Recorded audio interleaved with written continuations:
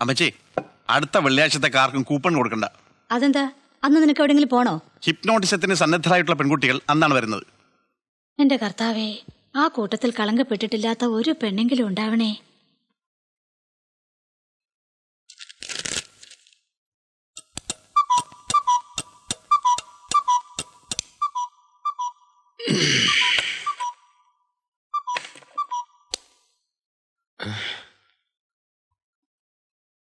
Oh,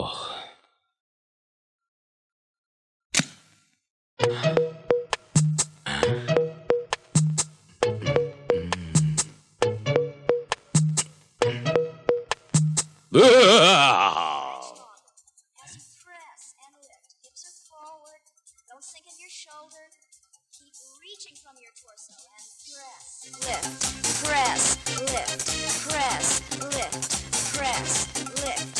Work that hip and thigh. Press, lift, press, lift, press. Now flex that foot and double time. Press, press, press. Keep pressing your hips forward.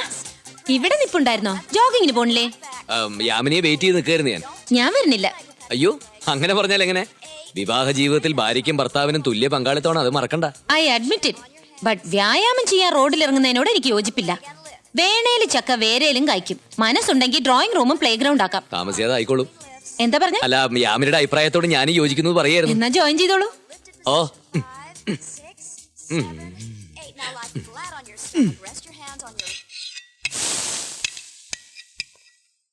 Mahi, Mahi, എന്താ? എന്തു പറ്റി? അവിടെ എന്ത് ചെയ്യുവാ? ഈ തേങ്ങ ചിരണ്ടിക്കേ. തേങ്ങ ചിരണ്ട്? ഞാനോ? എന്താ ചിരണ്ടിയല്ലേ? ഞാൻ ദോശ ഇടുന്നുണ്ടല്ലേ? മഹി ചമ്മന്തി ഇറക്കി. വിവാഹ ജീവിതത്തിൽ ഭാര്യയ്ക്കും ഭർത്താവിനും തുല്യ സ്ഥാനമാ. നോക്കി നിൽക്കാതെ തേങ്ങ ചിരണ്ട്.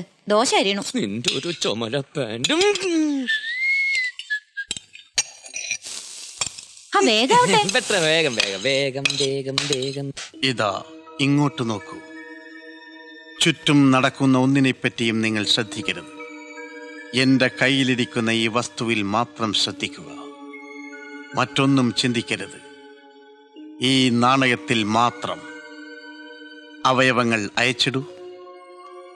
ഇതാ നിങ്ങളുടെ കാലുകൾക്ക് ഭാരം അനുഭവപ്പെടുന്നു. നിങ്ങളുടെ കണ്ണുകൾ അടഞ്ഞു വരുന്നു. നിങ്ങൾക്കുറക്കം വരുന്നു. നിങ്ങളുടെ കണ്ണുകളിൽ നിദ്ര എത്തിക്കഴിഞ്ഞു. നിങ്ങൾ ഉറങ്ങിയിരിക്കുന്നു. സുഖകരമായ ഉറക്കം.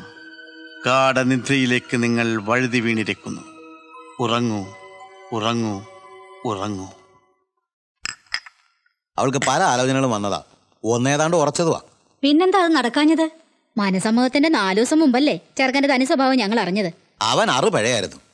എന്നാലും കാര്യത്തോടടുത്ത സ്ഥിതിക്ക് നടത്തിയ കൊള്ളാന്ന് ഞങ്ങൾക്കുണ്ടായിരുന്നു. പക്ഷേ മേരിക്ക് ഒറ്റ വാശി. കണ്ടേടം നിരങ്ങിയ ചെറുക്കനെ അവക്ക് വേണ്ടാന്ന്. അങ്ങനെ അത് നടക്കാതെ പോയത്. ഈ ആലോചന പത്രത്തിൽ കണ്ടതും മറുപടി അയച്ചതും ഒക്കെ അവളാ. ഉറപ്പിക്കുന്നതിന് മുമ്പ് എന്തോ ഹിപ്പോപ്പൊട്ടോമിസം വേണോന്ന് അവള് പറയുന്നത് കേട്ടു. അതെന്താന്ന് ഞങ്ങക്ക് മനസ്സിലായിട്ടില്ല. എന്താ അത്? അത് ഒരു തരം മാനസിക ചികിത്സയാ. അതാ അകത്ത് നടക്കുന്നത്. ഉണരൂ, ഉണരൂ. അകലേക്ക് പോകൂ. നിങ്ങളിപ്പോൾ നിങ്ങളുടെ ഹൈസ്കൂൾ ഘട്ടത്തിലാണ്. അവിടെ ആരെയാണ് നിങ്ങൾ പ്രേമിച്ചത്? ആരോടാണ് നിങ്ങൾക്ക് കൂടുതൽ ഇഷ്ടം തോന്നിയത്? ഇല്ല, ആരുമില്ല. എന്നാൽ നമുക്ക് കോളേജിലേക്ക് പോവാം. അവിടെ ആരെയായിരുന്നു നിനക്കിഷ്ടം? പലരും എന്റെ പിന്നാലെ നടന്നെങ്കിലും ആരെ ഇഷ്ടപ്പെടാൻ എനിക്ക് കഴിഞ്ഞില്ല. ആ ലൈഫ് ഒരു പീഡനമായി തോന്നിയോണ്ടാണ് പ്രീ ഡിഗ്രിയോടെ ഞാൻ പഠിത്തം അവസാനിപ്പിച്ചത്. എങ്കിൽ സ്കൂളും കോളേജും വിട്ട് നമുക്ക് നാട്ടിലേക്ക് പോകാം. ജനിച്ചു വളർന്ന നാട്ടിൽ മനസ്സിൽ നിന്നും പിഴുതറിയാനാവാത്ത ഒരു കാമുകൻ സ്ഥാനം പിടിച്ചു പോയത് കൊണ്ടല്ലേ പുതിയ കാമുകന്മാരെ സ്വീകരിക്കാൻ മനസ്സ് വിസമ്മതിച്ചത്? എന്റെ മനസ്സിനെ സ്വാധീനിക്കാൻ പറ്റിയ ഒരു കോന്തമാരും ആ നാട്ടിലില്ലായിരുന്നു. അപ്പോൾ മനസ്സുകൊണ്ടും ശരീരം കൊണ്ടും ഒരു പുരുഷനും ഇതുവരെ നിങ്ങളെ സ്പർശിച്ചിട്ടില്ലെന്നാണോ പറയുന്നത്? അതെ, ആരും എന്നെ തൊട്ടിട്ടില്ല. ഞാനും ആരെയും തൊട്ടിട്ടില്ല. ഇനി എന്താണ് അറിയേണ്ടത്? ചോദിക്കൂ. ഇല്ല, ഒന്നുമില്ല. Fully satisfied. മേരിക്കിനി ധൈര്യമായി എണീക്കാം. വൈകണ്ട, ആ ഡോറ് വാ.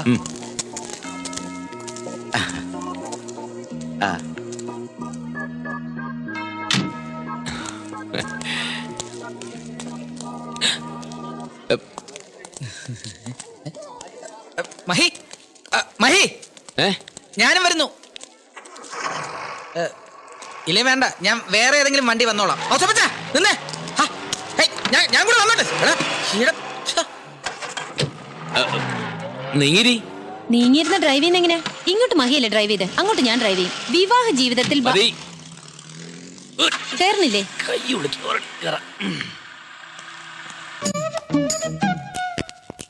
കാത്തിരുന്ന് മുഷിഞ്ഞോ?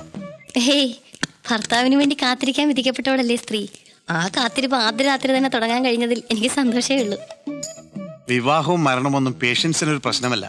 എന്നത്തേക്കാൾ തിരക്കായിരുന്നു നിന്ന്. അയ്യോ, അപ്പൊ ഞാൻ കാലുകുത്തിയ ദിവസം മോശമായില്ലല്ലോ.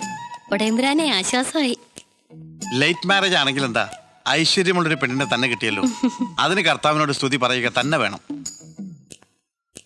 ലൈറ്റ് അങ്ങ് ഓഫ് ചെയ്യാം. ബെഡ് ലാമ്പ് കിടക്കട്ടെ അല്ലേ?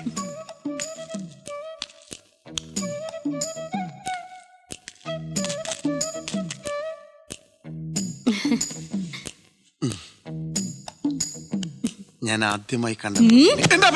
ഇതാ ഇങ്ങോട്ട് നോക്കൂ. കിടക്കണോടെ ഈ തിളക്കമുള്ള വസ്തുവിലേക്ക് നോക്കൂ. നോക്കാനല്ലേ പറഞ്ഞത്? ചുറ്റും നടക്കുന്ന ഒന്നിനെ പറ്റിയും നിങ്ങൾ ശ്രദ്ധിക്കരുത്. എന്റെ കയ്യിലിരിക്കുന്ന ഈ വസ്തുവിൽ മാത്രം ശ്രദ്ധിക്കുക. മറ്റെന്ത് ശബ്ദം കേട്ടാലും നിങ്ങൾ അനങ്ങരുത്. കണ്ണുകൾ ഇങ്ങോട്ട് തന്നെ ആയിരിക്കണം. കൈയും കാലും അയച്ചിടും. നിങ്ങളുടെ കണ്ണുകൾ അടഞ്ഞു വരുന്നു. നിങ്ങൾക്ക് ഉറക്കം വരുന്നു. അല്പസമയത്തിനുള്ളിൽ നിങ്ങൾ ഉറങ്ങും. സുഖകരമായ നിദ്രയിലേക്ക് നിങ്ങൾ വഴുതി വീഴുകയാണ്. ഇതാ നിദ്ര എത്തിക്കഴിഞ്ഞു. ഉറങ്ങൂ, ഉറങ്ങൂ, ഉറങ്ങൂ.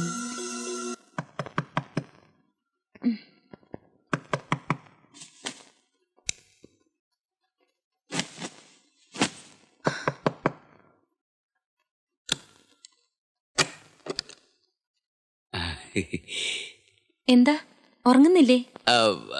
കിടന്നതാ. എന്താന്നറിയില്ല, ഇന്ന് ആ മുറിയിൽ വല്ലാത്ത കൊതുക്. അങ്ങനെയാണെങ്കിൽ ഇന്ന് ഇവിടെ കിടക്കാം. ആ,